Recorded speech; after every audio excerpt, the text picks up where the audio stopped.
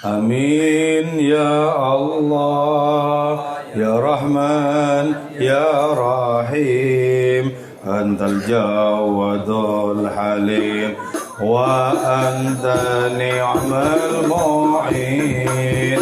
Amin ya Allah ya Rahman ya Rahim Antal Jawadul Halim wa anta ni'mal mu'in. Ya Halim ya Hannan ya Malik ya Mubin wa la nadhlubu syai'an illa anta ya mu'in. Rabbana astaqim dhikrana wa dhikral ghafilin wajma'na fil abrari khiyarika al-faizin.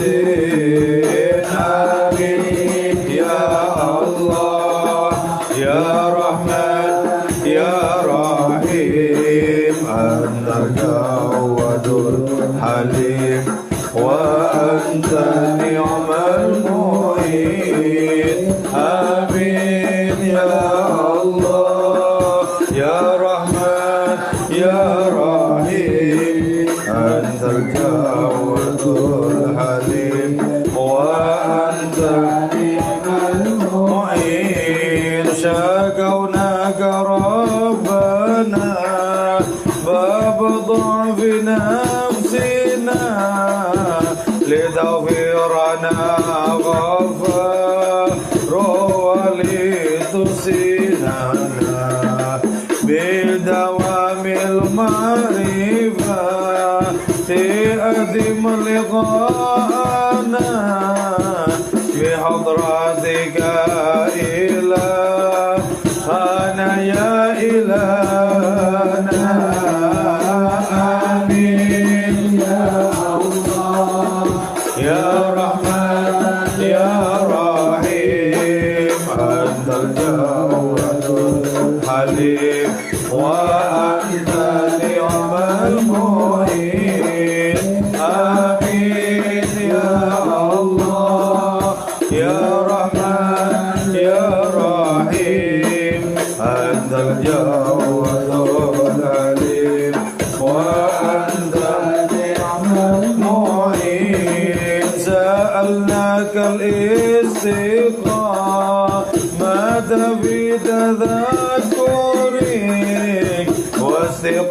واستقامتنا في تشكر نعمك يا كريم يا كريم أنعمنا بنعمتك يا أرحم الراحمين ارحمنا برحمتك.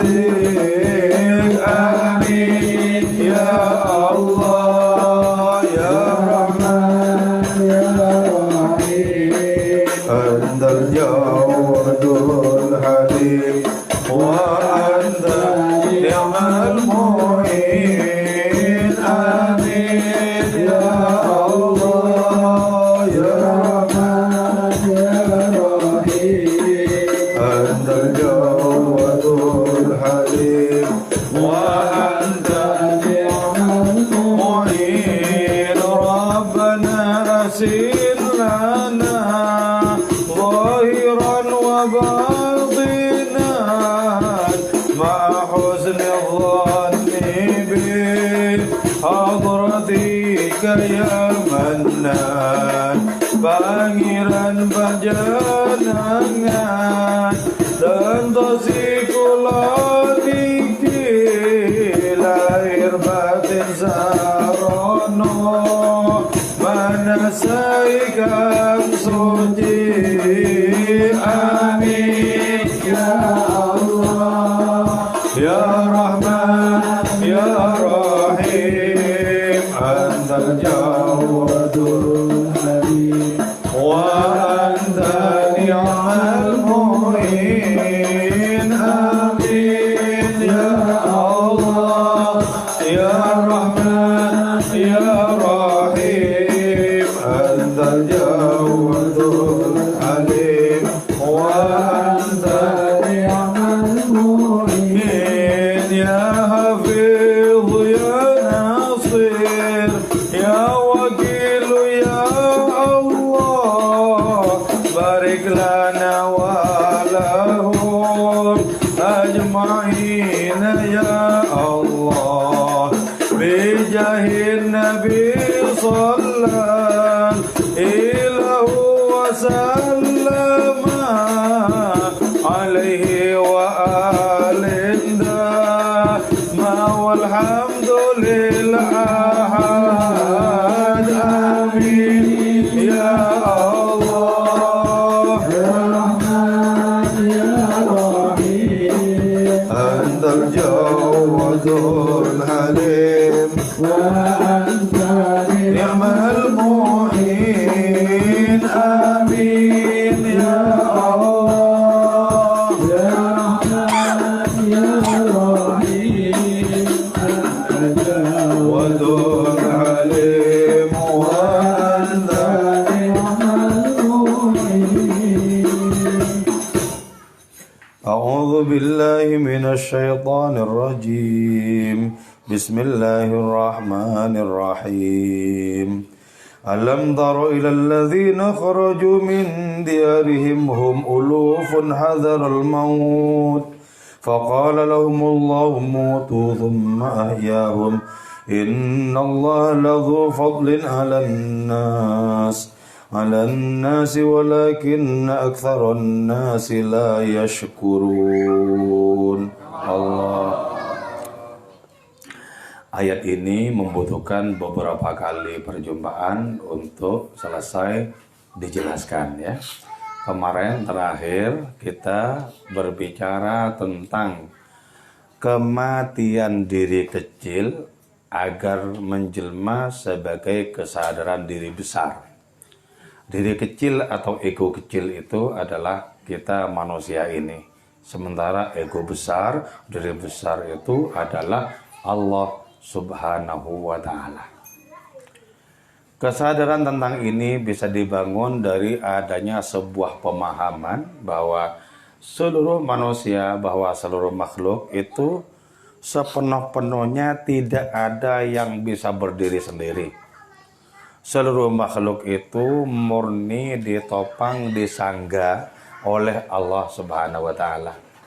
Jadi tidak ada makhluk, juga tidak akan pernah ada makhluk yang bisa mewujudkan diri sendiri dan bisa menanggung kehidupannya sendiri. Itu tidak ada. Jadi walaupun kita bekerja dan dengan bekerja itu kita dapat uang, itu tidak lantas kita merdeka dari Allah. Yang ngasih pekerjaan itu Allah, ngasih keterampilan, kepandaian Allah, dan yang ngasih rezekinya sama Allah juga. Jadi yang disebut betul-betul mandiri itu tidak ada. Tidak ada. Jadi tidak ada yang mandiri dari jangkauan pertolongan Allah. Itu tidak ada. Maka karena itu kita kemudian paham yang disebut dengan mutu, matilah kalian, artinya mati dari diri kecil. Sebab kalau tidak mati dari diri kecil, orang akan merasa sombong dengan kemampuan yang dimiliki. Ini loh, aku bisa begini, aku bisa begitu. Kalau tidak karena aku, jadi akunya itu tebal. Kenapa bisa seperti itu? Karena orang tak merasa sesungguhnya sedang ditolong, ditopang oleh Allah Ta'ala.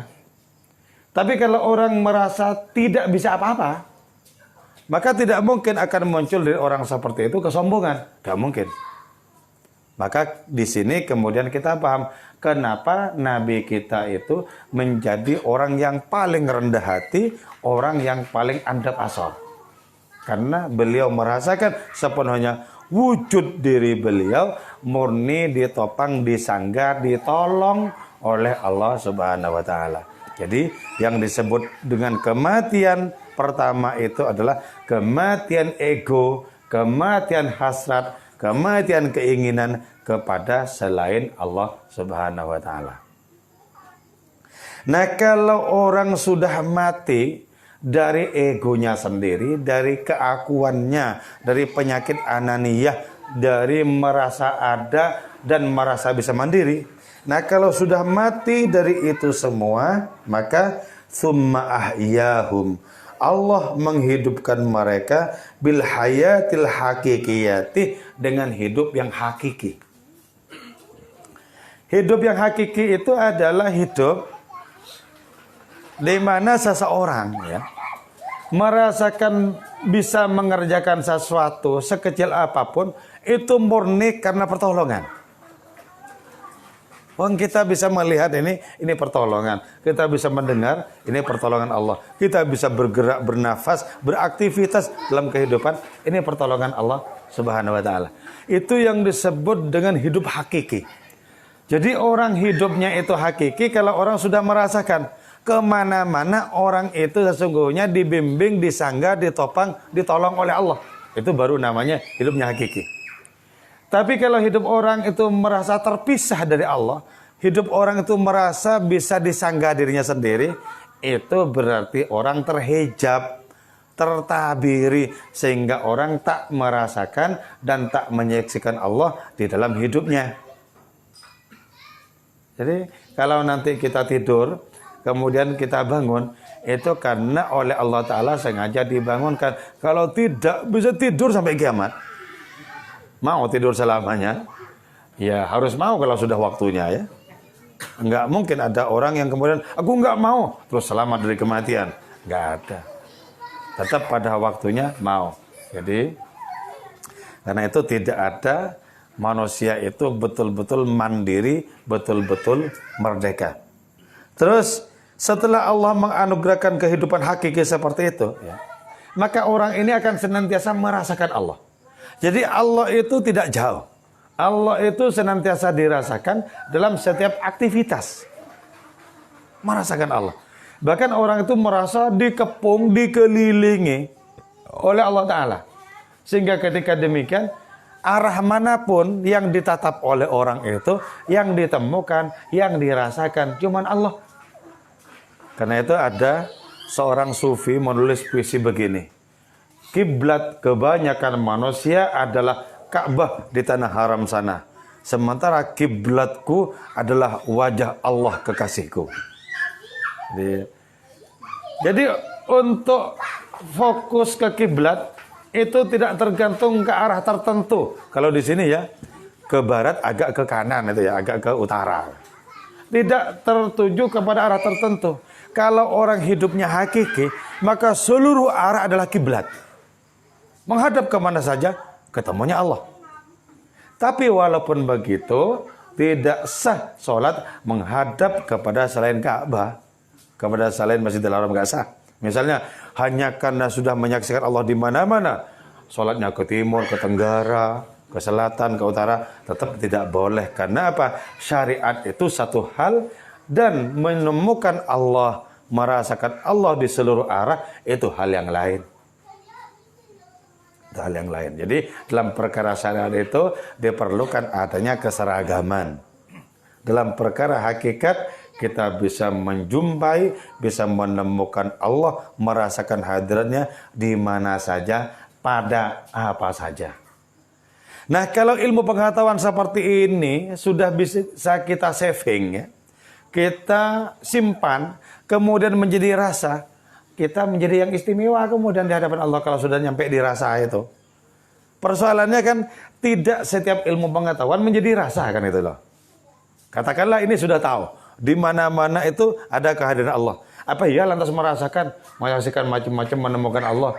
Nah itu persoalannya. Betapa sangat jauh jarak antara tahu dan merasakan. Jauh sekali. Dan ilmu yang kita miliki mesti diproses untuk menjadi rasa. Jadi rasa. Bagaimana bisa jadi rasa? Yaitu ketika hati bersih.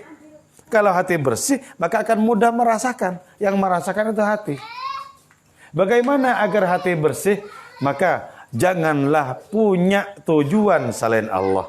Janganlah punya hasrat kepada selainnya. Katakan, apapun yang lain itu menjadi tak penting di hadapan Allah yang maha penting. Jadi, orang itu mudah merasakan kalau tujuan hidupnya itu cuma Allah, gampang merasakan. Tapi ketika hati masih bercabang kemana-mana, seabrek ilmu pengetahuan tidak akan mengantarkan kepada rasa. Karena masih kemana-mana bercabang, cabang hatinya itu kan. Sementara tauhid itu tidak butuh hati bercabang. Tauhid itu butuh hati yang runcing. Sana itu, tot. Tapi jangan katakan Allah Ta'ala di sana, di situ enggak, bukan ya. Maksudnya hati yang fokus, yang tidak bercabang-cabang itulah yang gampang untuk merasakan kehadiran Allah di mana saja. Jadi, karena itu kemudian kita bisa menarik kesimpulan secara sangat rasional ya. Dari mana datangnya barat, timur, utara, selatan, atas, bawah? Dari mana? Arah yang berlawanan itu datangnya dari Allah Subhanahu wa taala yang tanpa arah.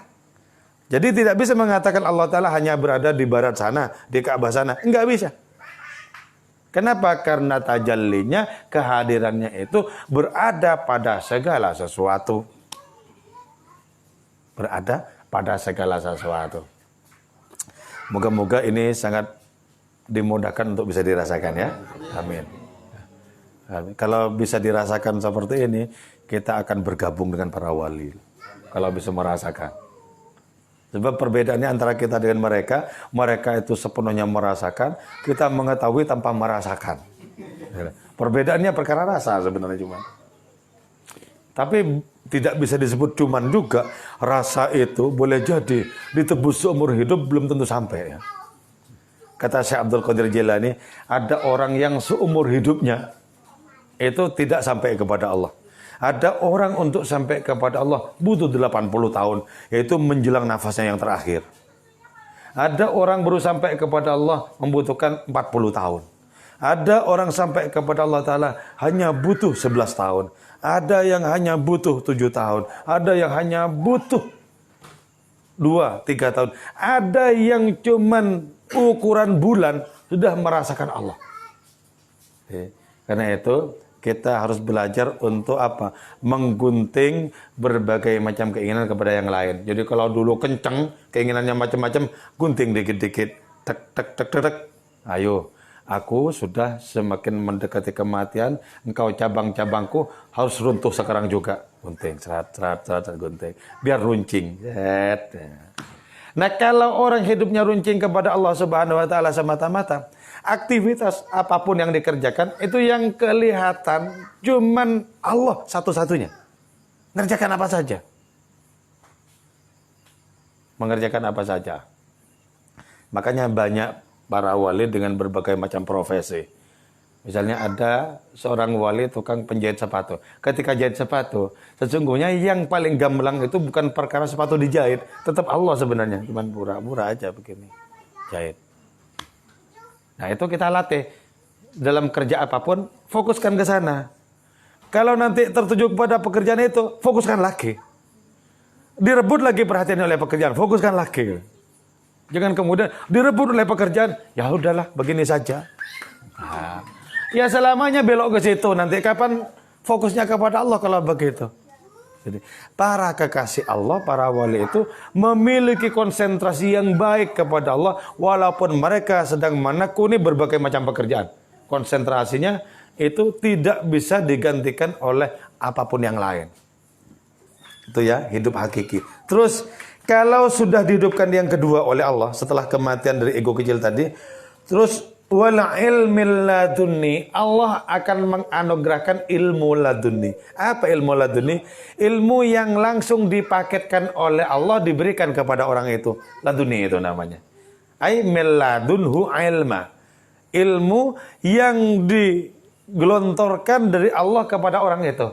Misalnya kita kemudian dikasih ilmu oleh Allah Ta'ala berkaitan asal usul alam semesta ini. Bertanya, dari mana alam semesta? Dari Allah misalnya. Begitu ya. Tapi bagaimana bisa memahami? Ini dikatakan dari Allah. Nah, ketika tak paham-paham, kemudian di suatu hari paham, kemudian bagaimana alam ini diwujudkan dari tidak ada. Nah, itu min ladunhi ilma. Dikasih ilmu laduni oleh Allah Ta'ala. Oh kayak gini. Oh kayak gini. Itulah ya. Itu namanya ilmu laduni. Nah, ilmu laduni itu akan menjadi pembimbing bagi seseorang untuk semakin menikmati Allah, untuk semakin merasakan hadiratnya. Ilmu laduni. Di antara ilmu laduni itu kemudian di antaranya ya. Kemudian dikasih tahu oleh Allah Ta'ala bahwa orang itu hatinya berdetak begini, mengatakan begitu. Orang itu hasratnya begini, begitu. Sebagian dari ilmu laduni itu bisa seperti itu. Karena itu dulu pernah ada kiai sepuh di Bondowoso ya, di Beringin Rakarak itu. Namanya Kiai Husnan. Setiap hari tamunya itu ribuan. Dan semua tamu itu enggak usah ngomong keperluannya apa, langsung diketahui. Enggak usah ngomong keperluan ini saya kayak enggak usah, diem. Diketahui semua. Nah, itu ilmu laduni itu. Yang tidak akan pernah ada di perpustakaan manapun di dunia ilmu begitu. Mau dicari gimana? Wong setinggi-tinggi psikologi itu hanya menebak-nebak kok. Hanya menebak-nebak. Kalau orang begini, bingung kamu ya kan gitu lah. Karena begini kan gitu. Kalau orang kelihatan murung, lah ada persoalan apa? Kan orang-orang teater bisa pura-pura murung gitu. Atau pura-pura bingung. Padahal ya nggak kehilangan apapun kan gitu. Nah itu tidak bisa ditembus oleh psikologi. Ya. Oleh psikoanalisa tidak bisa ditembus. Tapi oleh ilmu laduni itu ditembus. Ah nggak usah pura-pura ah. Bisa ketembus itu. Jadi milladunhu ilma, ilmu Allah Subhanahu wa taala itu yang diberikan secara langsung kepada seseorang itu namanya ilmu laduni. Ilmu laduni yang paling hebat di dunia adalah ilmunya Rasulullah Muhammad SAW. Kemudian kita paham kenapa beliau bisa berbicara surga dengan detail. Padahal kapan tuh? Masih lama sekali. Beliau bisa berbicara neraka dengan detail, sak kamar-kamarnya itu. Sak lubang-lubangnya, sak ancaman-ancamannya apa? Detail. Loh dari mana ilmu itu coba kan? Itu namanya ilmu laduni. Ilmu laduni. Semakin orang dekat kepada Allah, berarti dekat dengan sumbernya ilmu. Semakin dekat dengan sumbernya ilmu, orang itu akan ketularan ilmu Allah Subhanahu wa taala. Ketularan ilmu Allah Subhanahu wa taala.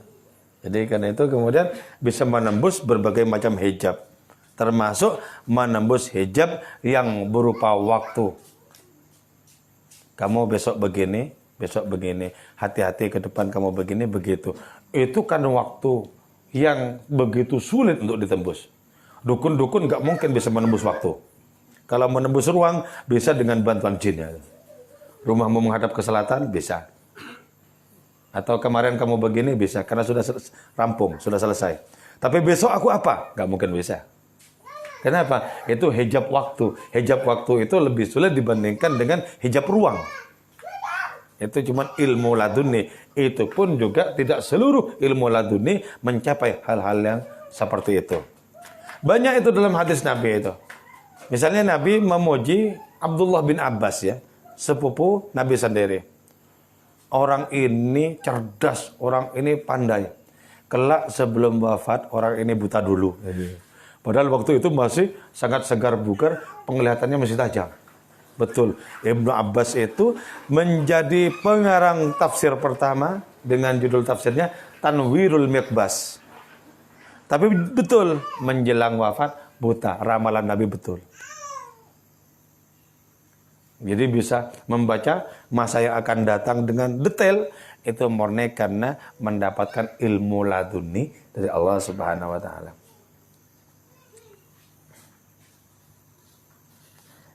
Nah itu kalau cuman raja ya, sekelasnya Harun ar-Rasyid itu, dalam perkara ilmu, dibikin barang mainan sama Ibnu Nuwas itu. Yang dikenal dengan Abu Nawas itu sebenarnya Abu Nuwas. Ya.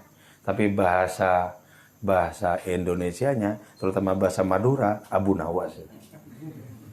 Abu Nawas. Dibikin mainan. Abu Nawas ini naik ke tangga, nyampe separuh, tanya kepada Harun ar-Rasyid, apakah kau punya ilmu mumpuni? Memang apa? Coba tebak, aku mau ke atas apa mau ke bawah? Ya nggak tahu toh. Tebak ke atas turun dia. Ditebak ke bawah naik. Karena nggak memiliki ilmu dengan kapasitas ilmu laduni itu. Oke. Wal wujudul aini al haqqi. Ketika orang sudah mati dari egonya, mati dari kesombongannya, dari kediriannya yang kecil, maka orang ini akan mendapatkan wujud dirinya yang bernuansa kebenaran ilahi. Jadi kalau orang itu hidupnya sudah bernuansa kebenaran ilahi, bohong-bohong nggak ada, ngapusin nggak ada, bahkan hasrat-hasrat yang buruk kepada manusia, kepada siapa saja nggak ada. Jadi hidupnya itu, keberadaannya orang itu sudah murni bernuansa kebenaran Allah Ta'ala semata-mata. Sehingga orang seperti itu oleh Allah Ta'ala dianugerahi kemampuan untuk memberikan pengaruh baik kepada orang lain. Pengaruh baik. Bernuansa Allah, pengaruh baiknya itu semakin kuat. Itu kenapa ya Nabi kita memiliki pengaruh luar biasa.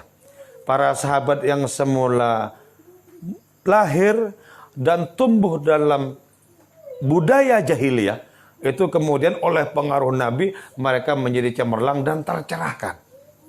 Karena itu dalam hidup ini setelah beliau itu wafat, jangan pernah jauh dari orang-orang yang akrab dengan Allah. Jangan pernah jauh. Sebab jauh dari mereka hakikatnya jauh dari Allah. Dan dekat kepada orang-orang yang suci, orang-orang terpilih, hakikatnya dekat dengan Allah. Mereka adalah perahu-perahu Nuh di dalam kehidupan ini. Jadi kalau di bulan Rajab itu dan setelah Rajab itu Ruah itu orang-orang ziarah. Sesungguhnya filosofinya adalah mempersambungkan diri secara rohani dengan orang-orang yang diziarah itu. Karena mereka adalah orang-orang suci. Mempersambungkan diri. Atau kalau masih ada yang hidup, dekati orang yang seperti itu. Nanti pengaruhnya akan terasa pada diri kita. Jadi setelah ilmu laduni, kemudian Allah Ta'ala menganugerahkan berupa diri yang bernuansa kebenaran Allah Ta'ala. Terus berikutnya, wal baqa'il azali. Allah akan menganugerahkan kepada orang yang sudah mati dari ego, kesombongan dan semacamnya itu, memberikan apa? Wal baqa'il azali. Memberikan keabadian. Jadi di dunia seperti ini sudah dirasa sebagai keabadian. Ini yang dalam doanya Kusmi disebutkan, Allahumma isna bil mautatil ula wal wiladatil thaniyah wahina bil hayatil baqiyah fi hadhid dunyal faniyah. Ya Allah, tolong hidupkan kami dengan kehidupan abadi di dunia yang sementara ini. Jadi orang-orang yang hatinya sudah tenggelam dalam Allah, walaupun masih di dunia, sesungguhnya mereka sudah bernuansa akhirat yang abadi sudah.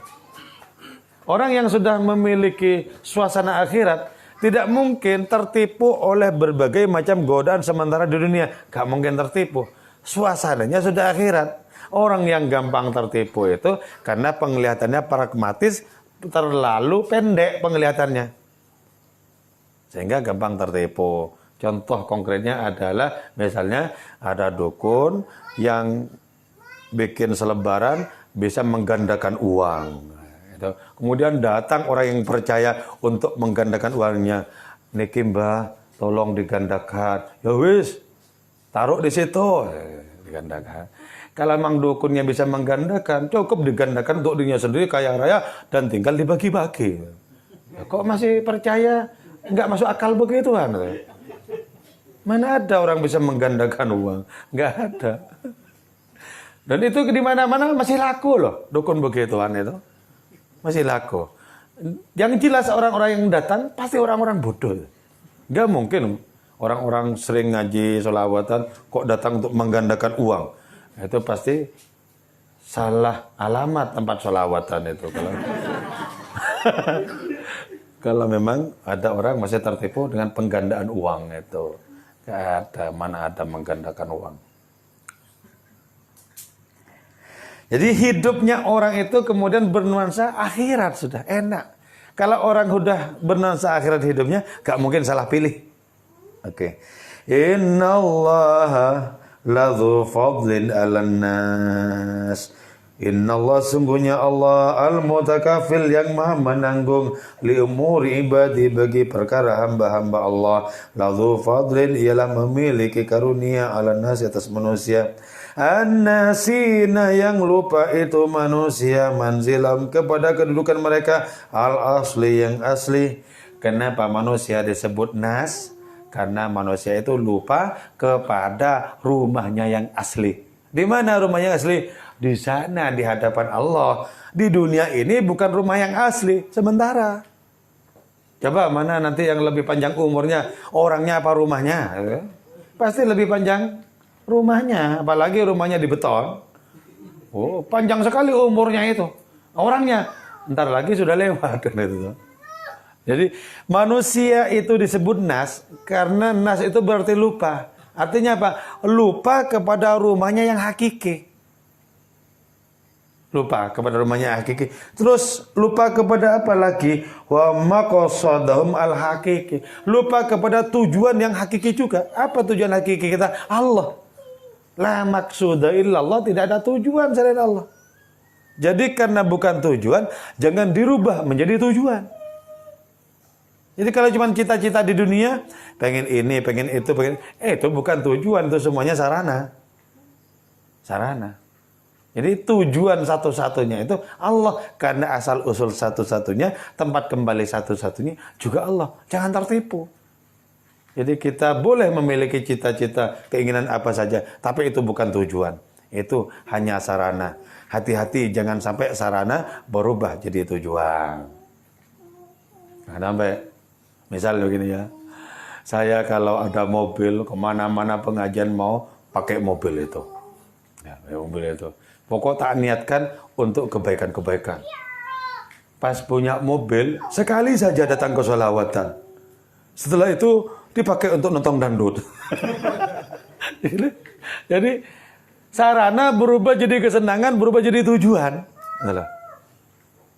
Jangan sampai, itu artinya tertipu. Kalau begitu, fokuskan apapun yang kita miliki itu untuk Allah, bukan untuk hiburan atau kesenangan apapun yang lain. Nah itu berarti kita tidak termasuk orang-orang yang lupa kepada tujuan kita. Jadi karena itu jangan terlalu berbahagia melonjak-lonjak kita mendapatkan apapun yang selain Allah. Sebab semua itu bisa menjadi sarana, bisa juga menjadi malapetaka. Jadi nggak usah melonjak-lonjak. Karena itu kita kemudian paham, kalau apa yang kita inginkan tak tercapai, boleh jadi itu lebih baik. Walaupun seringkali juga kita akan berdoa dengan doa yang bernuansa memaksa. Memang ya Allah itu bisa menjadi tipu daya, tapi mbok tolong dijadikan sarana saja. Jadi ada doa yang setengahnya memaksa, setengahnya mengancam. Jadi kita itu ikhtiar saja. Kalau misalnya belum dapat apa yang kita inginkan, ya sudah itu yang terbaik itu saja. Jangan terlalu menggerutu. Ya Allah, masa jenengan nggak bisa merubah sih? Gitu. Jadi maunya itu Gusti Allah patuh kepada kemauan dirinya. Bukan ini ke sana, tapi mau ditarik ke sini. Nah, coba doa baik doa itu diucapkan maupun sekedar mengucap amin, Allah ditarik ke sini. Sehat. Ya? Misalnya saya pakai gini ya. Moga-moga hajat panjenengan semua dimudahkan terkabul. Amin, tarik Allah. Sip. Artinya sesuai dengan maksudku ya Allah. Bukan kita yang ke sana. Karena itu kemudian orang ya, ketika biasa menarik Allah kepada keterbatasan dirinya, maka orang itu bisa menjadi tidak percaya dengan doanya. Kenapa? Karena keluasan Allah ditarik ke kesempitan dirinya. Ya Allah, mohon ini, mohon itu. Tapi kok sepertinya mustahil ini ya. Gimana berdoa tapi nggak yakin? Padahal berdoa itu harus yakin. Aku yakin. Jadi ketika mohon macam-macam, ini menurut pengalaman angel ya. Jadi, loh, maksudnya bagaimana? Kok nggak sekalian pasrah, terserah itu? Enggak. Dia akhirnya seperti setengah hati berdoa itu. Jadi percaya enggak. Di tengah-tengah kayak maju, mau mundur, ditabrak orang. Jadi harus Jangan kita menarik Allah ke sini, kita yang ke sana. Diserahkan kepada kemutlakannya. Allah yang lebih tahu bagaimana cara membahagiakan kita. Bukan kita menurut persepsi nafsu kita, bukan. Terus Allah Subhanahu wa taala itu memiliki karunia bi'isalihim ila mahum alaihi qabla nuzulihim ila fadhal imkan. Allah itu memiliki karunia. Allah itu ngelak apaan, Bro? Itu kayak bapaknya itu toh. Nah, ini buah itu tidak jauh dari pohonnya itu.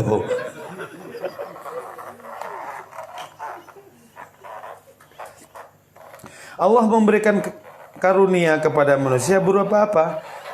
Oleh Allah Ta'ala sebagian manusia itu dibikin wusul kepada Allah sebagaimana semestinya.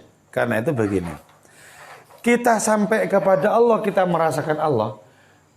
Itu bukan karena amal kita, bukan karena ikhtiar kita. Pelan-pelan, biarin aja. Itu fotokopinya. Biarin aja. Yang penting nggak mecah gelas. Jadi, andaikan kita beramal sebanyak mungkin dengan penuh keikhlasan dan kita bersandar kepada amal untuk sampai kepada Allah, maka seluruh umur kita dipakai untuk beramal, kita tidak akan pernah sampai kepada Allah. Jadi, orang sampai kepada Allah itu karena karunia, bukan karena amal dan ilmu pengetahuan, bukan. Walaupun kita mesti beramal, kita mesti ngaji, gitu.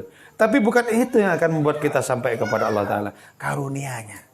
Jadi kita ngaji, kita beramal murni dalam rangka mengharap karunia-Nya agar dianugerahkan oleh Allah kepada kita rasa tentang Allah itu sendiri, kenikmatan tentang dekat dengan Allah itu sendiri. Jadi nggak bisa. Jadi kalau kita harus habis dulu dosa baru sampai kepada Allah, sampai kapanpun tidak akan pernah sampai kita. Kenapa? Dosa pasti tetap ada. Jadi karena karunia semata, kita tidak boleh mengandalkan ilmu dan amal kita. Cuma walaupun Allah Subhanahu wa taala itu memberikan karunia sedemikian rupa, walakinna aktsarun nasi la yashkurun. Kebanyakan manusia itu tidak bersyukur, tidak berterima kasih. Jadi orang itu kan syukurnya banter kalau dapat sesuatu yang sesuai dengan nafsunya toh. Banter itu, alhamdulillah, alhamdulillah, karena sesuai dengan nafsunya. Tapi kalau karunia itu tidak sesuai, itu sulit untuk bersyukur itu. Gimana? Ya alhamdulillah, tapi sangat datar sekali. Ya alhamdulillah, jadi datar sekali. Bukan betul-betul menghayati syukur itu, bukan. Jadi kalau cocok dengan keinginannya bersyukur, kalau tidak cocok, padahal yang tidak cocok itu boleh jadi sebagai karunia yang hakiki. Boleh jadi. Bahkan boleh jadi sakit itu merupakan karunia yang bisa mengantarkan orang kepada Allah. Jadi betapa terbatasnya kita menilai karunia hanya tertuju kepada yang cocok-cocok saja. Kalau yang tidak cocok, sulit itu. Makanya kalau orang sampai alhamdulillah, sampai bersyukur setiap keadaan, apakah dirinya mendapatkan yang manis maupun yang pahit, kalau sampai bisa begitu, orang itu akan masuk surga tanpa diperiksa. Jadi misalnya sakit, alhamdulillah. Dengan begitu mantapnya sebagaimana menerima gajian, alhamdulillah. Sama. Tidak ada perbedaan raut wajah. Alhamdulillah. Nah, kalau sampai sama seperti itu, orang itu masuk surga tanpa diperiksa. Alladzina yahmaduna Allah Ta'ala ala kulli syiddatin wa rakha. Kenapa bisa masuk surga tanpa diperiksa? Karena sudah akrab dengan Allah. Kalau sudah akrab, tidak memerlukan diperiksa. Yang diperiksa itu, yang kadang kelihatan, kadang kabur. Nah, itu diperiksa itu. Diperiksa itu. Kenapa? Tidak begitu familiar wajahnya. Jadi itu bisa diperiksa ini. Ini mencurigakan ini. Periksa. Allah berfirman kepada Syekh Muhammad bin Abdul Jabbar An-Nifari dalam salah satu ilhamnya itu ya. Nifari tanya. Sesungguhnya engkau itu juga memiliki dosa sebagaimana orang lain, atau bahkan dosamu lebih besar dibandingkan dosa orang lain. Tapi bagaimana lagi nih Fahri? Aku sudah kadung kenal engkau, engkau kenal aku. Masa aku akan memeriksa kamu? Enak ya? Andaikan kelak kita menerapkan seperti itu, enak itu. Melenggang-lenggang saja. Ada malaikat-malaikat yang sok galak, lewat saja. Hoi, kemana? Oh, belum tahu. Tanya langsung. Aku itu sudah akrab dengan Allah. Masih tanya. Gitu ya. Dasar tugasnya cuma tanya-tanya. Dulu pernah ya, Sayyidina Umar itu pernah memarahi malaikat Munkar Nakir loh. Ketika beliau wafat, ya, kemudian diantar ke kuburan, kemudian dikubur itu, Sayyidina Ali sengaja tidak pulang sendirian untuk menyaksikan seperti apa keberaniannya Sayyidina Umar. Masih berani nggak dikubur? Atau cuma ketika hidup saja? Sayyidina Ali itu pengen tahu bagaimana Sayyidina Umar menghadapi dua malaikat yang tugasnya cuma siapa Tuhanmu, siapa Tuhan, itu aja tugasnya. Nah, ketika orang-orang sudah pada pulang dari kuburan habis mengantarkan jenazah itu, ketika jenazah sudah dikubur, Sayyidina Ali di situ mendengarkan peristiwa apa yang akan terjadi. Ketika dua malaikat itu menampilkan muka yang seram, langsung Sayyidina Umar itu protes, "Bu, nggak usah seram-seram begitu, saya kenapa?" Jadi karena tidak terbiasa dengan orang protes, dua malaikat ini kembali kepada Allah Ta'ala. Itu ada salah seorang hamba jenengan di Allah, langsung ngomelin, nggak usah serem-serem, saya kenapa? Akhirnya sejak saat itu dia merubah wajahnya tidak seseram sebelumnya. Terus ketika malaikat itu bertanya, "Man Rabbuka, siapa Tuhanmu?" Sayyidina Umar bilang kemudian, "Baru sekarang ada makhluk meragukan iman saya." Jadi aku ini sahabat Nabi, untuk apa? Nggak perlu ditanyakan begitu-begitu. Kayak ke Rasulullah. Maksudnya kayak seperti orang asing aja kan itu ya. Jadi tangkas seperti itu. Nah, itu ya yang tidak mungkin salah orang seperti itu. Jadi kebanyakan manusia itu tidak bersyukur. Tidak bersyukur itu apa maksudnya? Wala yaqilun wala yafhamun ni'matal wusul ilal mautinil asli. Jadi yang tidak bersyukur itu maksudnya adalah mereka tidak menggunakan akal untuk sampai kepada rumah yang hakiki, kampung halaman hakiki, negeri yang semestinya, akhirat itu loh. Jadi bukan ke sana tujuannya. Jadi perjalanan ini penuh dengan berbagai macam rayuan, itu yang menjadikan mereka terpukau ini, terpukau itu, sehingga lupa jalan pulang yang semestinya, lupa rumah yang sesungguhnya. Itu yang disebut dengan tidak bersyukur. Nah, bersyukur itu artinya mendayagunakan semua kepandaian, semua kemampuan akal untuk sampai kepada asal usul kita kepada Allah Subhanahu wa taala. Itu bersyukur. Jadi kalau orang dalam hidup ini lebih banyak memikirkan hal-hal yang sementara, yang fana, itu berarti orang tadi tidak bersyukur. Jangan sampai. Jadi bersyukur itu adalah menjadikan diri kita sebagai orang-orang yang lebih mementingkan Allah dibandingkan yang lain, mementingkan akhirat dibandingkan yang lain. Tapi apa kata Quran?